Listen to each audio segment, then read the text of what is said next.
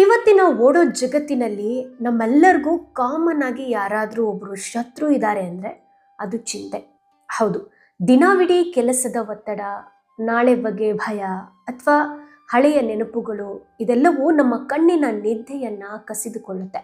ನೀವು ಈಗ ಮಲ್ಗಿರ್ಬೋದು, ಆದ್ರೂ ಕೂಡ ನಿಮ್ಮ ಮನಸ್ಸು ಕೆಲಸ ಮಾಡ್ತಿದ್ಯಾ? ಹಾಗಾದ್ರೆ ಈ 5 ನಿಮಿಷ ನಿಮಗಾಗಿ ದೀರ್ಘವಾಗಿ ಒಂದು ಉಸಿರು ತಗೊಳ್ಳಿ. ನಿಧಾನವಾಗಿ ಉಸಿರನ್ನ ಬಿಡಿ. ಈ ಕ್ಷಣದಲ್ಲಿ ನಿಮ್ಮ ಸಮಸ್ಯೆಗಳಿಗಿಂತ ನಿಮ್ಮ ಆರೋಗ್ಯ ಮುಖ್ಯ. ಇವತ್ ರಾತ್ರಿ ಪೂರ್ತಿ ನಾವು ಎಷ್ಟೇ ಯೋಚನೆ ಮಾಡಿದ್ರು ನಾಳೆ ಅಷ್ಟೊತ್ತಿಗೆ ಎಲ್ಲವೂ ಕೂಡ ಪರಿಹಾರ ಆಗುವುದಿಲ್ಲ. ಚಕ್ರವರ್ತಿ ಅಶೋಕನಿಂದ ಹಿಡಿದು ಇವತ್ತು ಯಾರೆಲ್ಲ ಯಶಸ್ವನ್ನ ಗಳಿಸಿದರೋ ಅಂತಹ ವ್ಯಕ್ತಿಗಳವರೆಗೂ ಎಲ್ಲರಿಗೂ ಕೂಡ ಸಮಸ್ಯೆ ಅನ್ನೋದು ಕಾಮನ್ ಆಗಿತ್ತು. ಆದ್ರೆ ನೆನ್ಪಲ್ಲಿಟ್ಕೊಳ್ಳಿ, ನಿದ್ದೆ ಅನ್ನೋದು ನಮ್ಮ ದೇಹ ಮತ್ತು ಮನಸ್ಸಿಗೆ ನೀಡೋ ರೀಚಾರ್ಜ್ ಸಮಯ ಅಂತ. ಚಿಂತೆ ಮಾಡೋದ್ರಿಂದ ನಾಳೆಯ ಕಷ್ಟಗಳೇನು ಕಡಿಮೆ ಆಗೋದಿಲ್ಲ, ಬದಲಾಗಿ ಇಂದಿನ ನೆಮ್ಮದಿ ನಾಶವಾಗೋಗುತ್ತೆ. ಹರಿದು ಹೋದ ಬಟ್ಟೆಯನ್ನ ಹೊಲಿಬಹುದು, ಆದ್ರೆ ಅತಿಯಾದ ಯೋಚನೆಯಿಂದ ಹರಿದು ಹೋದ ಮನಸ್ಸನ್ನ ಸರಿಪಡಿಸೋದು ಕಷ್ಟ. ಹಾಗಾದ್ರೆ ಇದಕ್ಕೆ ಪರಿಹಾರ ಏನು, ಸಮಾಧಾನ ಏನು ಅಂತ ಕೇಳಿದ್ರೆ, ಇಂದು ನಿಮಗೆ ಸಿಕ್ಕ 3 ಒಳ್ಳೆಯ ವಿಷಯಗಳನ್ನ ನೆನಪಲ್ಲಿಟ್ಕೊಳ್ಳಿ.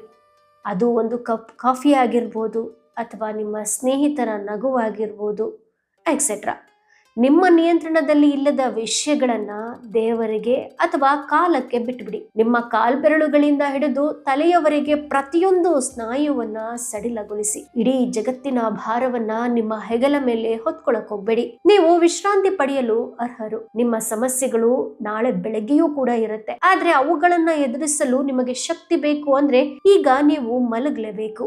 ನಿಮ್ಮ ಕಣ್ಣುಗಳನ್ನ ಮೆಲ್ಲಗೆ ಮುಚ್ಚಿ ಕತ್ತಲೆಯನ್ನ ಆಸ್ವಾದಿಸಿ. ಈ ಕತ್ತಲೆ ನಿಮಗೆ ಶಾಂತಿಯನ್ನ ನೀಡಲಿ. ನಾಳೆಯ ಸೂರ್ಯ ಹೊಸ ಭರವಸೆ ತರ್ತಾನೆ. ಅಲ್ಲಿಯವರೆಗೆ ಎಲ್ಲವನ್ನು ಮರೆತು ಸುಖವಾಗಿ ನಿದ್ದೆ ಮಾಡಿ. ನೆನಪಿಡಿ, ನಿದ್ದೆ ಬಾರದ ರಾತ್ರಿಗಳಿಗಿಂತ ಕನಸು ಕಾಣೋ ರಾತ್ರಿಗಳು ತುಂಬಾ ಸುಂದರ.